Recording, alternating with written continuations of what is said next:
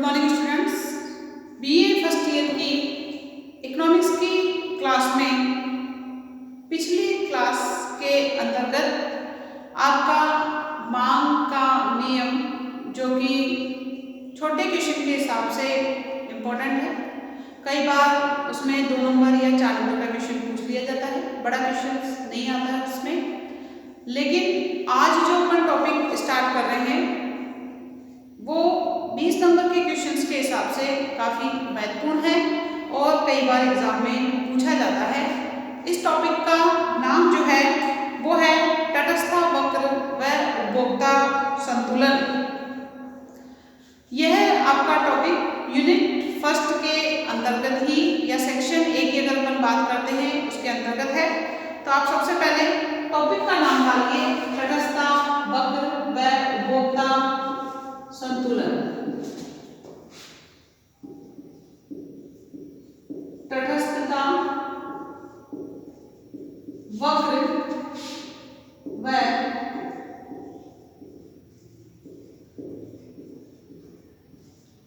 उपभोक्ता संतुलन। टॉपिक काफी इंटरेस्टिंग है और महत्वपूर्ण भी है। इसी की बात करते हैं। तटस्थ वक्र जो है उपभोक्ता के व्यवहार के अध्ययन में आजकल उदासीनता वक्र व तटस्थ वक्र विश्लेषण का उपयोग बहुत लोकप्रिय हो गया है। यानी तटस्थ वक्र का एक और नाम है, आप कंफ्यूज मत होना, उदासीनता वक्र। बात एक ही है, चाहे आप इसको तटस्थ वक्र बोलिए चाहे आप इसके उदासीनता वक्र बोलिए, दोनों चीजें एक ही है। अगर क्वेश्चन किसी भी नाम से आता है तो आपको कंफ्यूज नहीं होना है। तो उपभोक्ता के व्यवहार के अध्ययन में आजकल उदासीनता वक्र या तटस्थ वक्र का जो है विश्लेषण का उपयोग बहुत लोकप्रिय हो गया है, काफी महत्वपूर्ण माना जाता है। प्रारंभ में एक आंग्ल अर्थशास्त्री एजवर्थ ने 1881 में जो है तटस्थ वक्रों का उपयोग किया था।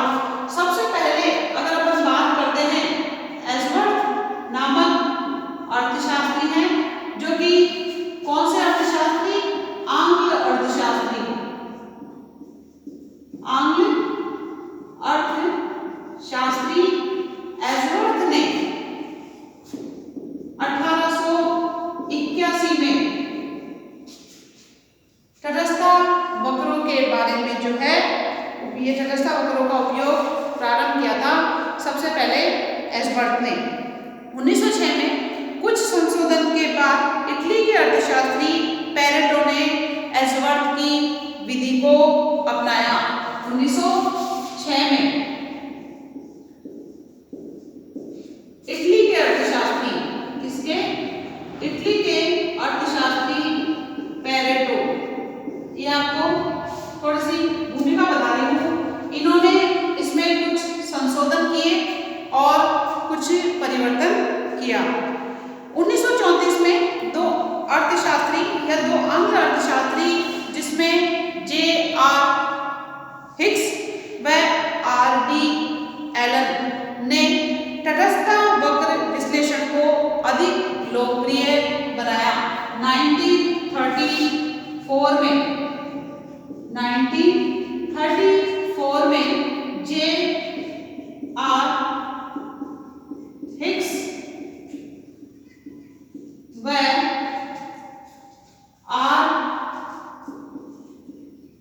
J.R. हिक्स व एलन है, जिसका पूरा नाम है R.D. एलन। R.D. एलन। इन दोनों अर्थशास्त्रियों ने, और ये दोनों अर्थशास्त्री आंग्ल अर्थशास्त्री हैं, आंग्ल अर्थशास्त्री। इन दोनों अर्थशास्त्रियों ने 1934 में जो कि J.R. हिक्स और R.D. एलन ने तटस्थ वक्रों को लोकप्रिय बनाया। इसलिए इस सिद्धांत को हिक्स हेलन सिद्धांत के नाम से भी जाना जाता है। हिग्स एलन सिद्धांत के नाम से भी तटस्थ वक्र सिद्धांत को जाना जाता है।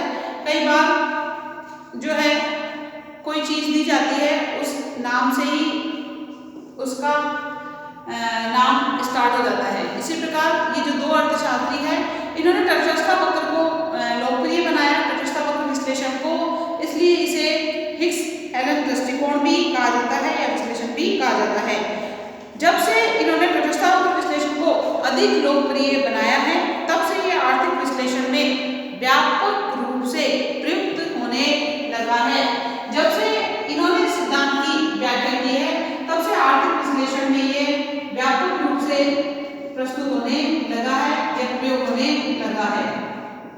आर्थिक विश्लेषण में व्यापक रूप से, व्यापक का मतलब होता है विस्तृत रूप में या बड़े लेवल पर इसका प्रयोग किया जाने लगा है। हम पहले बता चुके हैं कि उपयोगिता, जो कि आपका टॉपिक 3 था, जो कि उपयोगिता विश्लेषण था, उसके अंतर्गत कुल उपयोगिता, सीमांत उपयोगिता, समसीमांत उपयोगिता सिद्धांत पढ़ा है, सीमांत उपयोगिता, ह्रास सिद्धांत पढ़ा है। उन उपयोगिता विश्लेषण सिद्धांत में उपयोगिता को क्या माना गया है? उपयोगिता को मापनीय माना गया था कि उपयोगिता कैसी है? मापनीय है। मापनीय का मतलब है जिसको माप सकते हैं, बताया था आपको। और उसमें मापनीय में 2 चीजें बताई थी कि उपयोगिता को गणनावाचक व क्रमवाचक। गणनावाचक मतलब जिसकी गणना की जा सकती है, क्रमवाचक जिसको क्रम में प्रस्तुत किया जा सकता है। इसलिए गणनावाचक विश्लेषण माना जाता है उपयोगिता विश्लेषण को, क्योंकि उसमें उपयोगिता की गणना की जाती है कि उपभोक्ता जिस वस्तु का यूज कर रहा है उससे उसे कितनी उपयोगिता मिल रही है। जब उस वस्तु का दूसरी इकाई का यूज करेगा तो उसे प्राप्त होने वाली उपयोगिता कम होगी, तीसरी उपयोगिता और कम होगी, चौथी उपयोगिता कम होगी, और एक बिंदु ऐसा आएगा जहां पर उपभोक्ता को संतुष्टि प्राप्त हो जाती है। इसके बाद भी अगर वो उस वस्तु का प्रयोग जारी रखता है तो उसे सीमांत उपयोगिता ऋणात्मक प्राप्त होने लगती है। सीमांत उपयोगिता के घटने के कारण उसे कुल उपयोगिता घटती हुई दर से मिलती है, या कुल उपयोगिता के घटती हुई दर से होने के कारण सीमांत उपयोगिता घटती जाती है। इस प्रकार जो है उपयोगिता विश्लेषण में उपयोगिता को गणनावाचक बताया गया है। तटस्थ वक्र विश्लेषण के समर्थकों का कहना है कि उपयोगिता को मापा तो नहीं जा सकता है, लेकिन उन्होंने इसके स्थान पर उसे क्रम के रूप में प्रस्तुत करने की बात बताई है। इस प्रकार तटस्थ वक्र विश्लेषण आपका क्रमवाचक विश्लेषण के अंतर्गत आएगा। तो गणनावाचक विश्लेषण में आएगा आपका उपयोगिता विश्लेषण के अंतर्गत, ठीक है। उपयोगिता विश्लेषण में गणनावाचक आएगा और क्रमवाचक तटस्थ वक्र विश्लेषण में, यानी तटस्थ वक्र विश्लेषण में उपयोगिता को कैसा माना गया है? क्रमवाचक माना गया है। इस प्रकार क्रमवाचक विश्लेषण प्रस्तुत किया है। इसमें विभिन्न संयोगों को क्रमवार जचाया जाता है। जितने भी संयोग प्राप्त होंगे उनको हम क्रमवार बताएंगे। इसको मैं आप एक एग्जाम्पल के द्वारा बता सकती हूँ कि मान लो आप बाजार गए और बाजार से 5 ड्रेस खरीद के लाए हैं। एग्जाम्पल बता रही हूँ आपको क्रमवाचक का कि 5 ड्रेस खरीद के लाए हो। अब इन ड्रेस की कीमतों से मुझे कोई लेना देना नहीं है। अब यहाँ पर जो आप ड्रेस लाए हो नंबर 1, 2, 3, 4 और 5, ये 5 ड्रेस लेके आए हो। अब आप इन ड्रेसों को पहनते हो और जब इन ड्रेसों को पहनोगे या जब इन ड्रेसों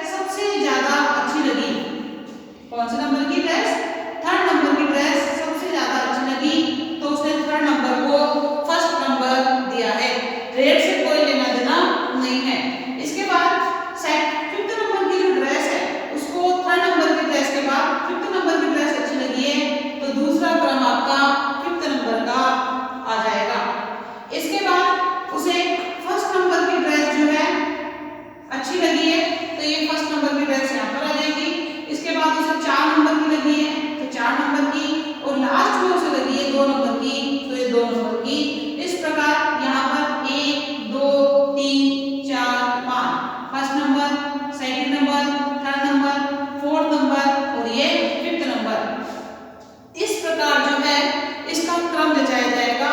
अब यहाँ पर जो है ड्रेसों के रेट का तो मैंने आपको बता दिया, कोई लेना देना नहीं है। अब इसमें ऐसा तो नहीं कि सारी ड्रेसें एक जैसी है, सारी ड्रेसें अलग अलग है, किसी को कैसी अच्छी लग रही है, किसी को कैसी अच्छी लग रही है। इस प्रकार से क्रम रूप में बताया जा सकता है कि थर्ड नंबर की जो ड्रेस है वो फर्स्ट नंबर पे है, इसके बाद जो सेकंड नंबर की, जो पांचवें नंबर की जो आप ड्रेस दिखाई आपने, ये दूसरे नंबर पर आती है, यानी उस ड्रेस के बाद दूसरे नंबर की ड्रेस अच्छी लग रही है। इस प्रकार इसे क्रम रूप में जचाया जाता है। कुछ संयोग ऊंचे, कुछ संयोग समान और कुछ संयोग कम संतुष्टि वाले सूचक होते हैं। अब यहाँ पर जो है हो सकता है जो पांचवें नंबर की ड्रेस है, सॉरी जो पांचवें नंबर पर ड्रेस है, जो कि 2 नंबर की ड्रेस है, उसकी कीमत ज्यादा हो, और तीसरे नंबर की जो ड्रेस है जो फर्स्ट नंबर में है उसकी कीमत कम हो, तो कीमतों से इसका कोई लेना देना नहीं होता है। इस प्रकार उसे किन संयोगों से संतोष अधिक मिल रहा है, किन संयोगों से उसे सम्मान संतोष मिल रहा है, और किन संयोगों से उसे कम संतोष मिल रहा है या कम संतोष देने वाले होते हैं। इस विश्लेषण के अनुसार एक उपभोक्ता विभिन्न वस्तुओं के संयोगों को बनाकर वह ये तो बता सकता है कि उसे किस संयोग से ज्यादा संतुष्टि प्राप्त हो रही है। जैसे ही उसने थर्ड नंबर की ड्रेस पहनी, उसको लोगों ने टोका कि यार ये ड्रेस तो बहुत अच्छी है, उसे संतुष्टि बहुत ज्यादा अच्छी मिली क्योंकि यार जो मैं ड्रेस लेके आई हूँ वो लोगों को बहुत पसंद आ रही है, मेरे को खुद को भी पसंद आ रही है। इस प्रकार जैसे जैसे वो ड्रेस पहनता जाएगा उसे सेटिस्फेक्शन या संतुष्टि प्राप्त होती जाएगी, और कम संतुष्टि भी मिल सकती है, ज्यादा संतुष्टि भी मिल सकती है। अगर उपभोक्ता किसी ड्रेस के पैसे ज्यादा लेके आ रहा है और उसे कम तारीफ मिली है तो उसे कम संतोष होगा, और कोई ड्रेस ऐसी है जिसकी कीमत उसने कम दी है और उसकी तारीफ ज्यादा अच्छी, यानी ड्रेस ज्यादा अच्छी बताई जा रही है, तो उसे ज्यादा संतुष्टि प्राप्त होती है। इस प्रकार जो है उसे विभिन्न सहयोग मिलते हैं, लेकिन यहाँ पर उदाहरण के लिए एक उपभोक्ता ये तो कह सकता है कि उसे कौन सी ड्रेस से कितनी संतुष्टि प्राप्त होती है। इसको जो है इकाइयों के द्वारा भी बता सकते हैं, जो कि मैं आपको एक एग्जाम्पल देके बताऊंगी, जिसमें x और y 2 वस्तुएं लेंगे और उन 2 वस्तुओं के आधार पर तटस्थ वक्र बनाया जाएगा। एक उदाहरण एक और माना इसमें, जैसे कोई वस्तु है जिसमें 2 वस्तुएं आ गई, 4 इकाई x की और 60 इकाई y की। इसको ड्रेस वाला बुक देना, x और y, x की इकाई कितनी है 4 और y की इकाई कितनी है 60। x की 4 इकाई और y की 60 इकाई है, और इसी प्रकार 5 इकाई x की और 54 इकाई y की। दूसरा संयोग x की कितनी है 5 इकाई और y की कितनी है 54 इकाई। तो इस इकाई से जितना संतोष मिलेगा उतना ही संतोष इस इकाई से मिलेगा, क्योंकि यहाँ पर देखो इस वस्तु की एक मात्रा बड़ी है तो इस वस्तु की मात्राओं का त्याग किया गया है, और वो त्याग कितना किया गया है वो मैं आपको MRSXY यानी तकनीकी प्रतिस्थापन की सीमांत के अंतर्गत बताऊंगी। यानी इन दोनों संयोगों को देखकर हम ये बता सकते हैं कि दोनों संयोगों से समान संतुष्टि मिल रही है, क्योंकि एक वस्तु की मात्रा बढ़ रही है तो दूसरी वस्तु की मात्रा क्या हो रही है कम हो रही है। लेकिन यहाँ कुल संतोष को इकाइयों में व्यक्त नहीं किया गया है। इस प्रकार मैं ये भी कह सकता है कि 5 इकाई x एवं 65 इकाई y से उसे दोनों संयोगों से अधिक संयोग मिलेगा। एक दूसरा संयोग है जहाँ पर x की है 5 और y की कितनी है 65 है, तो ये जो थर्ड संयोग है इससे ज्यादा संतुष्टि मिलेगी इन दोनों संयोगों की अपेक्षा, क्योंकि यहाँ पर देखो x की मात्रा में कोई कमी नहीं हुई है और y की मात्रा में वृद्धि कर दी गई है। ये है ना, यहाँ पर देखो पहले वाले संयोग की तुलना करते हैं तो x की 4 y की 60 है, यहाँ पर x की देखो 5 है, एक ज्यादा है, और y की भी जो है 5 ज्यादा है। ठीक है, इससे तुलना करते हैं x की 5 है, यहाँ पर भी 5 है, यहाँ पर 54 है, यहाँ पर 65 है, यानी y की x की तो समान है लेकिन y की ज्यादा मात्रा है, तो इन दोनों संतुष्टि से ज्यादा संतुष्टि इससे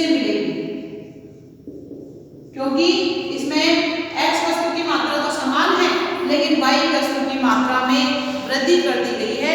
इस प्रकार ये दोनों संयोगों की अपेक्षा ज्यादा संतुष्टि का सूचक होता है। इसी प्रकार और भी बता सकते हैं, जैसे कि 3 इकाई x और 50 इकाई y। 3 इकाई x की और y की कितनी है 50 इकाई। तो यहाँ की तो बात ही छोड़ो, इन दोनों से भी कम संतुष्टि इस इकाई से मिलेगी जहाँ पर x की भी कम है और y की भी कम है। इस प्रकार यह सबसे कम संतोष का सूचक होगा। जैसे अपन ने इसमें क्रम प्रदान किए थे, इसी प्रकार इसमें भी जो है क्रम प्रदान कर सकते हैं। ये ज्यादा संतुष्टि का सूचक है, ये समान संतुष्टि के सूचक है, क्योंकि अब एक वस्तु की मात्रा बढ़ रही है तो दूसरी वस्तु की मात्रा कम हो रही है। और ये जो तीसरा है ये संयोग कम संतोष का सूचक है, क्योंकि इसमें पहले की मात्रा भी x की मात्रा भी घट गई और y की मात्रा भी घट गई है।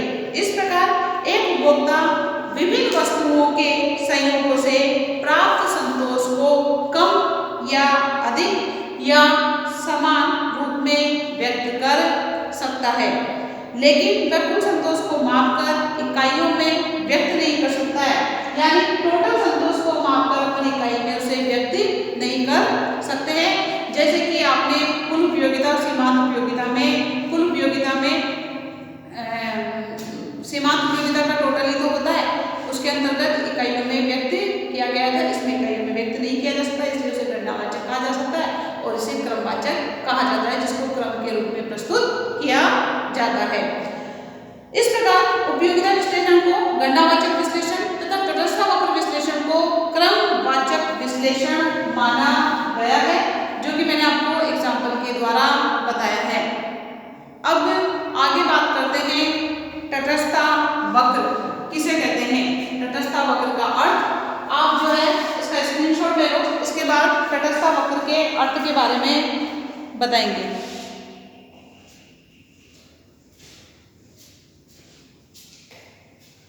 छोटा क्वेश्चन पूछ दिया जाता है तटस्थ वक्र किसे कहते हैं। बड़ा क्वेश्चन तो बनता ही है इसमें, लेकिन छोटे छोटे क्वेश्चन भी कई बार बन जाते हैं और पूछ लिए जाते हैं। तटस्थ वक्र, उदासीनता वक्र, नाम में एक ही है, कंफ्यूज मत होना। तटस्थ वक्र की जगह अगर एग्जाम में उदासीनता वक्र का अर्थ बताइए या उदासीनता वक्र किसे कहते हैं इसके बारे में पूछ लिया जाता है तो बात एक ही है।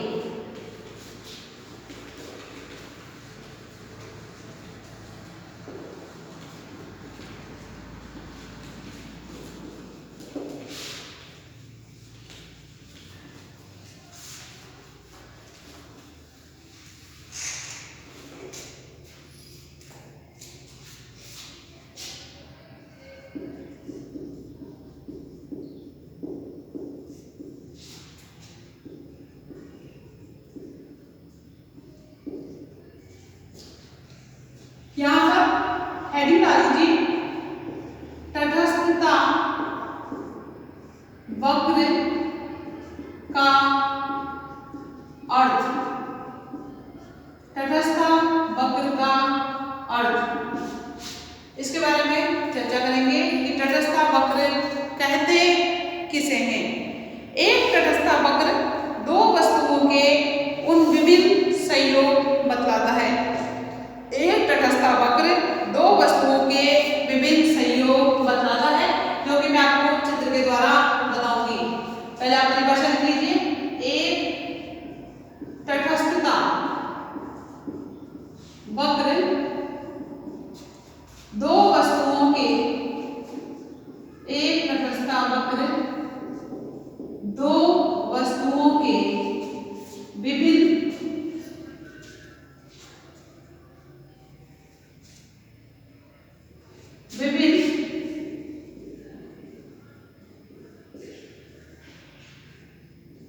संयोग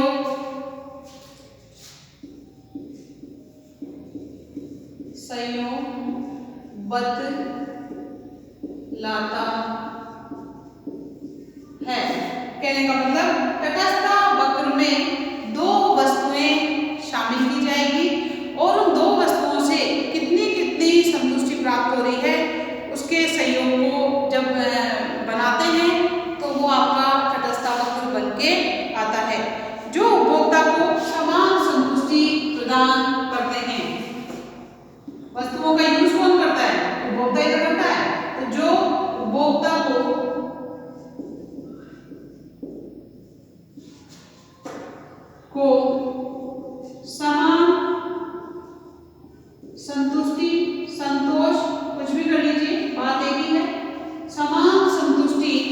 प्रदान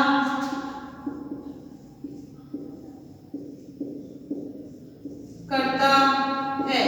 कहने का मतलब तटस्थ वक्र वह बिंदुओं का पथ होता है जिसमें दो वस्तुएं ली जाती है और उन दो वस्तुओं से उपभोक्ता को समान संतुष्टि प्राप्त होती है।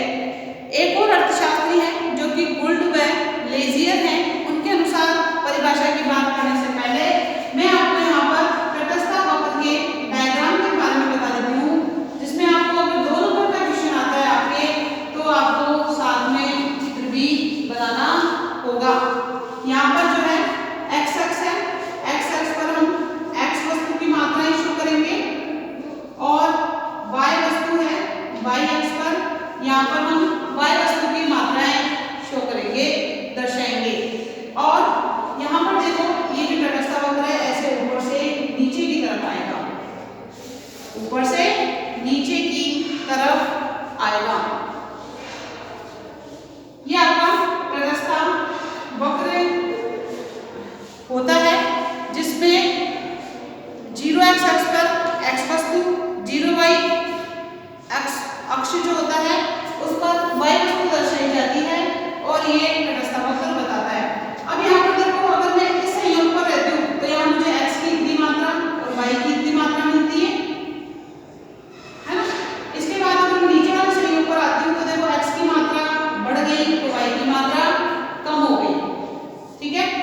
इसी प्रकार मैं और नीचे वाले संयोग पर आती हूँ तो देखो x की मात्रा बढ़ी तो y की मात्रा और कम हो गई। इसके बाद नेक्स्ट संयोग की बात करती हूँ तो देखो x की मात्रा और बढ़ी तो y की मात्रा कम हो गई। इस प्रकार आपका जो संयोग A, B, C, D होगा, उपभोक्ता कोई से भी संतुष्टि बिंदु पर रहे, A पे रहे, B पे रहे, C पे रहे, D पे रहे, उसे प्रत्येक संयोग से संतुष्टि समान ही मिलेगी। कैसे मिलेगी? समान ही। इस प्रकार ये आपका तटस्थ वक्र बनता है। इसको मैंने आपको एग्जाम्पल के द्वारा ऐसे बताया है। इसमें ये समझाने के दृष्टिकोण से बताया है। आपको जो है एग्जाम में आप ऐसे बनाओगे तो गलत नहीं होगा, लेकिन आप ऐसे बनाओगे तो ज़्यादा ठीक रहेगा। ये आपकी x वस्तु हो गई, ठीक है, ये आपकी y वस्तु हो गई और यहाँ पर आप ऊपर से नीचे की तरफ बना दो। ये A संयोग बना देना यहाँ पर, ये B संयोग, ये C संयोग, ये D संयोग। इस प्रकार उपभोक्ता चाहे A संयोग पे रहे, चाहे B पे रहे, C पे रहे, D पे रहे, संतुष्टि उसे समान मिलेगी, क्योंकि एक वस्तु की मात्रा बढ़ रही है तो दूसरी वस्तु की मात्रा कम हो रही है। X वस्तु की मात्रा बढ़ रही है तो Y वस्तु की मात्रा कम की जा रही है। इस प्रकार से संतुष्टि बराबर ही मिलती है। इसको एक एग्जाम्पल के द्वारा बताती हूँ। जैसे मान लो यहाँ पर शर्ट और पैंट है, ठीक है, और यहाँ पर पूरा आ जाएगा बाद में। यहाँ पर कोई व्यक्ति है, उसने एक शर्ट ली और पैंट ने 9 ली, तो उसकी क्वांटिटी कितनी है? 10 है। इसी प्रकार दूसरा व्यक्ति है, उसने शर्ट 2 ली, पैंट 8 ली, टोटल कितनी है? 10 है। तीसरा व्यक्ति है, उसको शर्ट ज्यादा चाहिए और पैंट कम चाहिए, 7 ले ली उसने मान लो, तो टोटल कितना है? 10 है। चौथा व्यक्ति है, क्योंकि सबकी अलग अलग चॉइस होती है, किसी को x वस्तु की मात्रा ज्यादा चाहिए तो किसी को y वस्तु की मात्रा ज्यादा चाहिए। ये जो है निर्णय उपभोक्ता को छोड़ दिया जाता है कि उसे कौन सा सहयोग लेना है, क्योंकि उपभोक्ता को ही पता है कि उसे कौन सी वस्तु की मात्रा कितनी चाहिए। इस प्रकार अगर वो एक वस्तु की मात्रा ज्यादा लेता है तो उसे दूसरी वस्तु की मात्रा कम करनी होती है, लेकिन संतुष्टि तो उसे समान ही मिलती है। चौथा व्यक्ति है, उसे 4 शर्ट की मात्रा ज्यादा चाहिए, पैंट उसके पास ज्यादा है तो वो पैंट कम लेगा, तो देखो संतुष्टि 10 के बराबर ही मिलेगी। इस प्रकार ये वाली बात x वस्तु और y वस्तु के संदर्भ में आती है। यहाँ पर शर्ट को x वस्तु मान सकते हो आप और पैंट को y वस्तु मान सकते हो। एक वस्तु की मात्रा बढ़ रही है तो दूसरी वस्तु की मात्रा घट रही होती है, लेकिन संतुष्टि जो मिलती है वो समान ही मिलेगी। इसी प्रकार एक अर्थशास्त्री है जो कि गुल्ड व लेजियर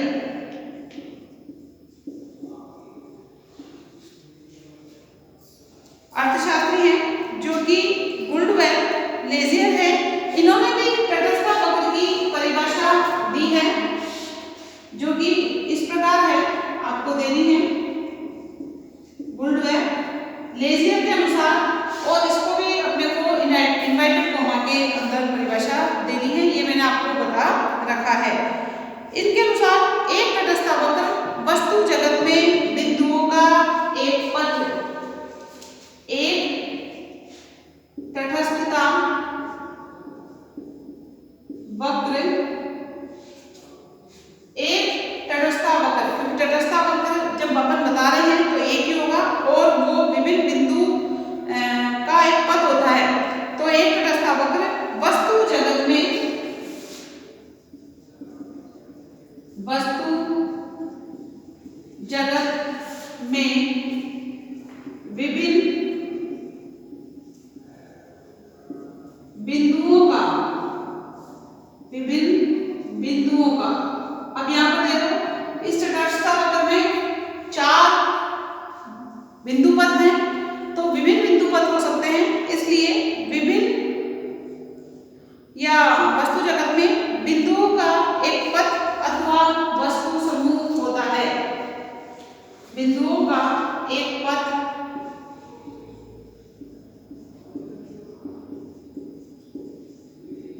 एक पथ, पथ का मतलब रास्ता होता है, पथ अथवा वस्तु समूह है। भाई एक्स वस्तु और वाई वस्तु, ये वस्तुओं का समूह हो गया, अथवा वस्तु समूह होता है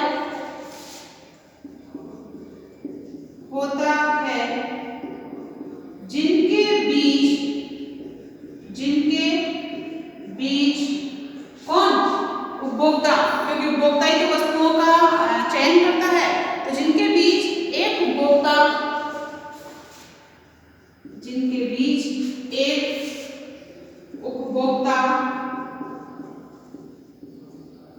तटस्थ या स्थिर लिख सकते हो, तटस्थ या स्थिर रहता है।